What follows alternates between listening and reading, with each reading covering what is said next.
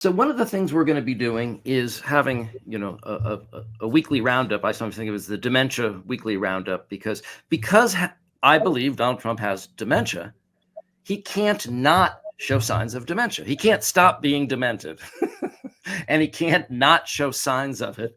And so, again, this is a prediction. You guys can hold me to it. But I believe that every week we will have new manifestations. So with your permission, we're going to go over some videotape and look at some of the latest in Trump's demented ramblings. The first is infrastructure week. This is from his greatest hurts, we could call it. It worked out too well. $1.2 trillion for their fake infrastructure.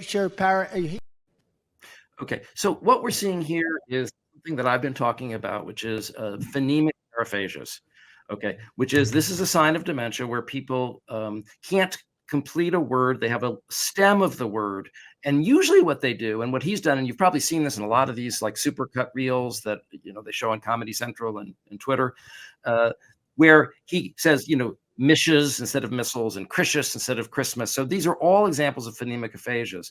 What I think is interesting about this example is he's deteriorating to an even lower level where he can't even finish the word sometimes, right? There, he couldn't fake an ending to the word. He just gave up in the middle of the word. It's sort of like what he did with, if you remember when he was talking about Russia, Saudi Arabia and Russia, he said, "We'll never do."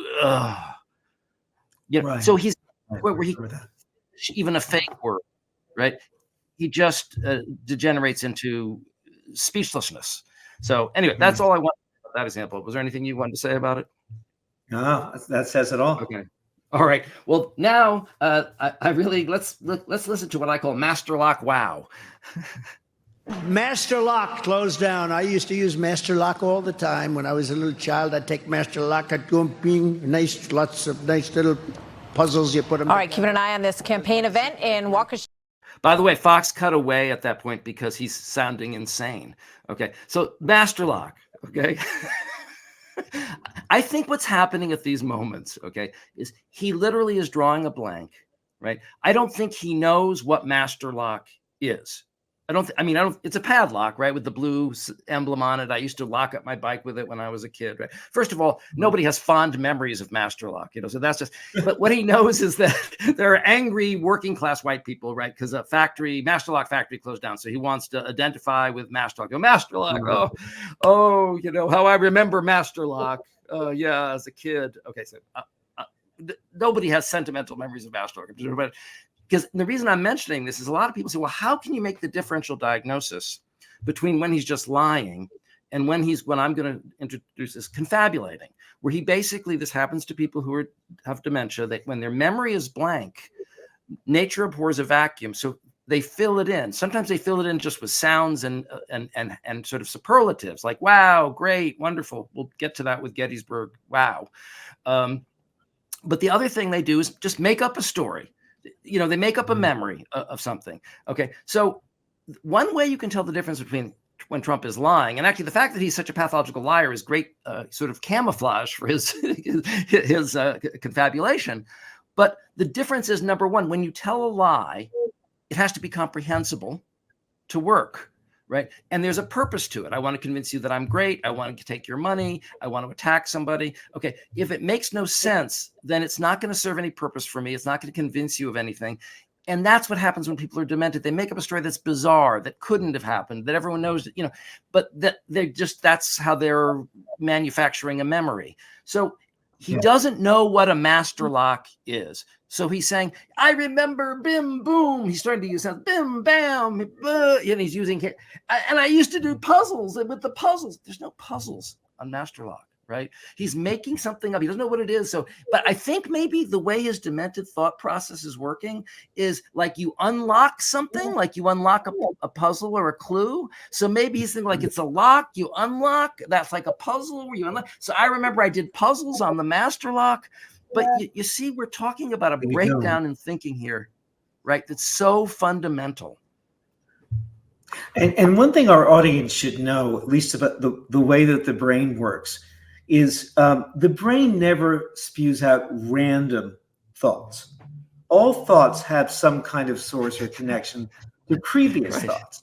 So, for example, I wouldn't be surprised if he was having problems with the word infrastructure because it's been made fun of that in his administration, they had infrastructure week every week for a year and never passed it.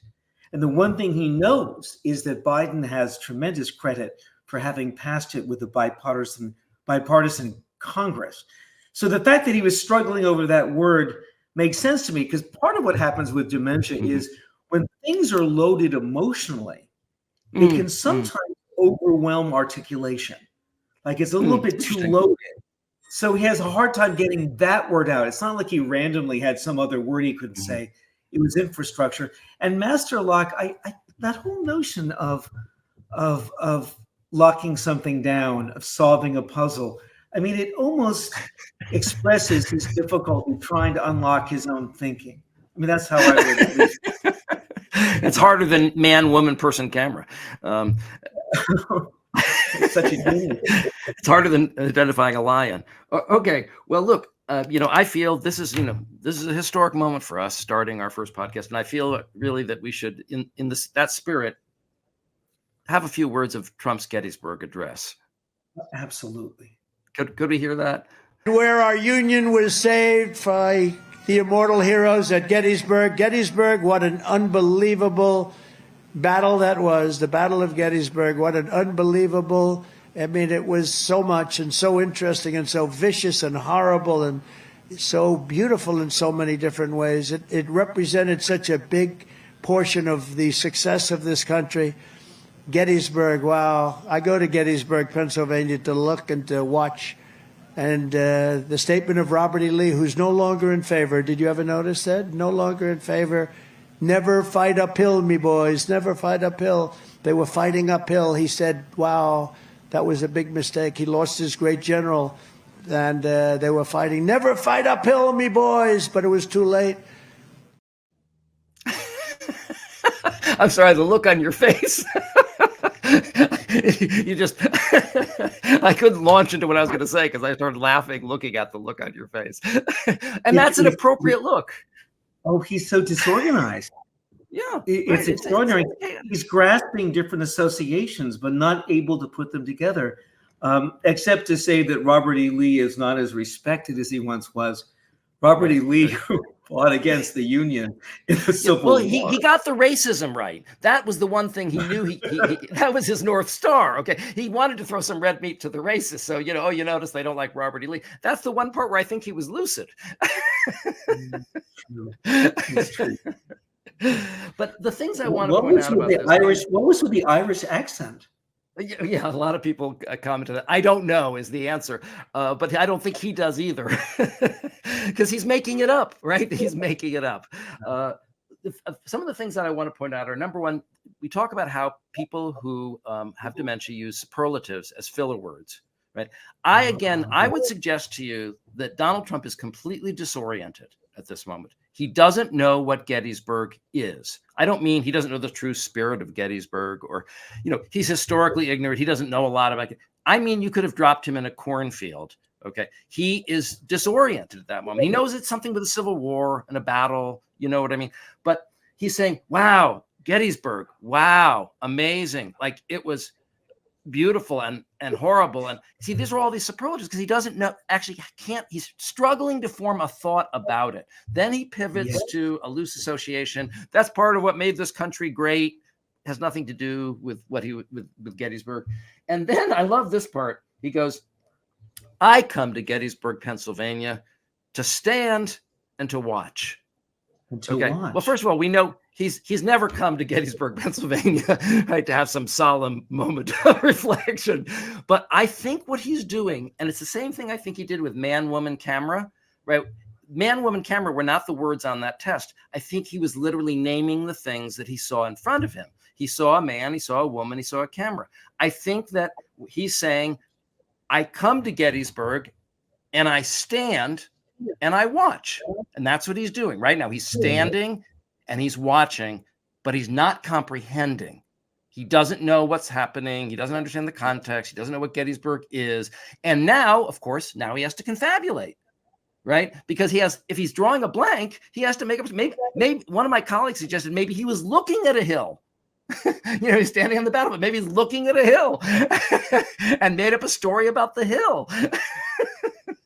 It's extraordinary. And I don't know if you noticed, but the people behind him were registering that what he was saying wasn't making sense. They weren't rapt listening to him. They were kind of like distracted, because when someone loses that thread of organization, most people get uncomfortable because they can't follow it, right? And you can see Trump getting uncomfortable and trying to get back on track, trying to get to a place where he can make it work. And one thing I said in a recent interview, and I want to make sure we say it here: Trump's moments of dementia are intermittent. Right. That is, it's not as though one day he's going to wake up and speak word salad for the rest of his life. We're going to see it when he's tired. We're going to see it when he's stressed out. We're going to see it when he's emotionally activated, because what also happens with dementia is when people's emotions are running high, it interferes with their ability to organize their thoughts. That's one of the things that happens with it.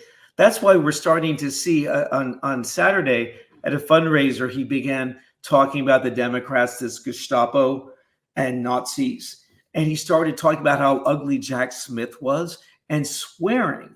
And people in the room were reportedly quite uncomfortable with it because there was something dysregulated.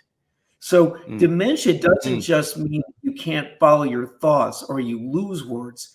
It also means you get disorganized if your emotions are running too high.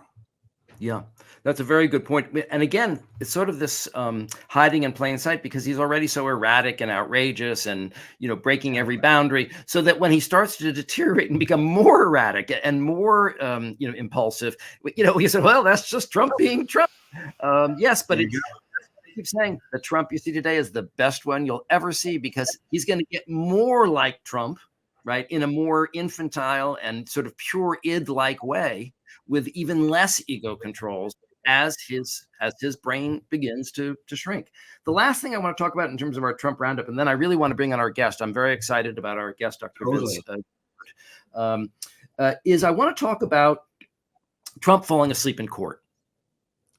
Okay, a lot of people have been laughing about it, and now he's Sleepy Don, but as doctors, we know that things can be signs and symptoms of an illness, right? And if somebody already has an illness and they start to show a new symptom that is consistent with that illness, we don't go looking for a new explanation, right? If they already have 5 of the 6 symptoms and then they develop the 6th symptom, it's probably the original disease. That's kind of Occam's razor. You don't look for a second diagnosis if the diagnosis we have explains the symptoms. Well, I tweeted a lot about his falling asleep in court being consistent with his having dementia.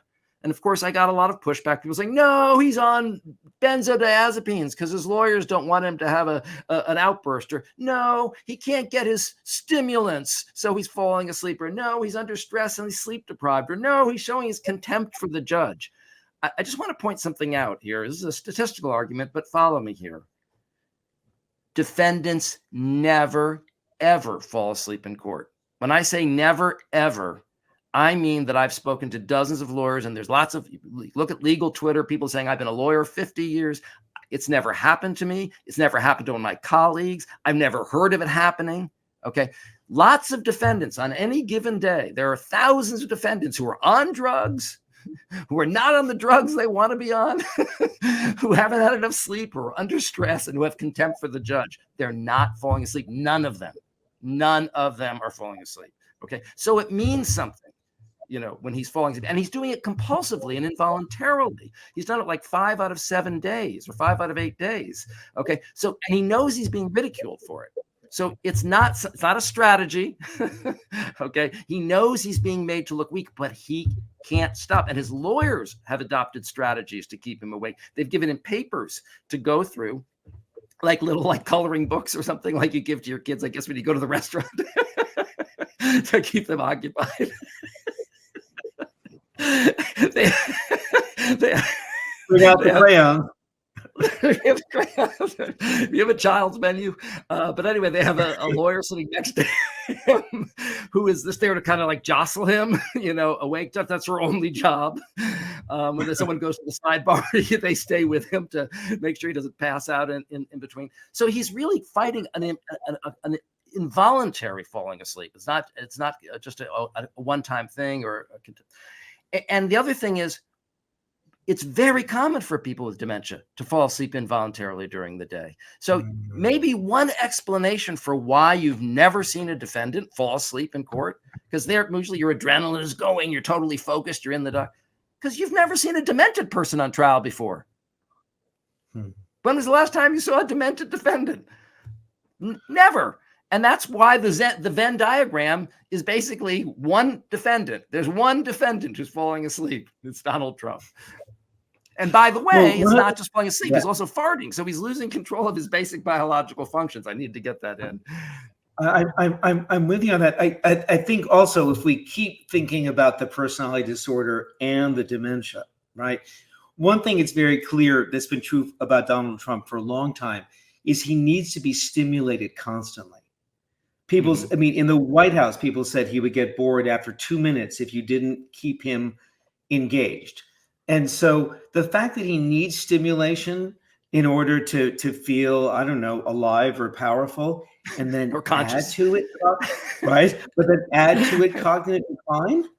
And remember, he was falling asleep when they were interviewing witnesses in the early days of the trial when they were looking at paperwork.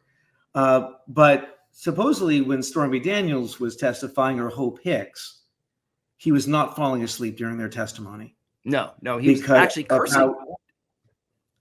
In fact, the Judge judge Merchant had actually chastised him because he was cursing audibly, to fit your point about his disinhibition kind of coming to a new level. To actually be cursing at the witness, right, is a whole new level of disinhibition. Exactly. Dysregulation, disinhibition, and it's and again, the mainstream press is not putting these things together. I know. I mean, it's really amazing. Like, it's right in front of their eyes. I mean, the man is passed out, passing gas, literally a few feet away from them. I mean, it's like, I mean, they're reporting it. No, they're reporting it, but they're not putting it into context. Well, they're not putting it in context, and that's why we need medical voices.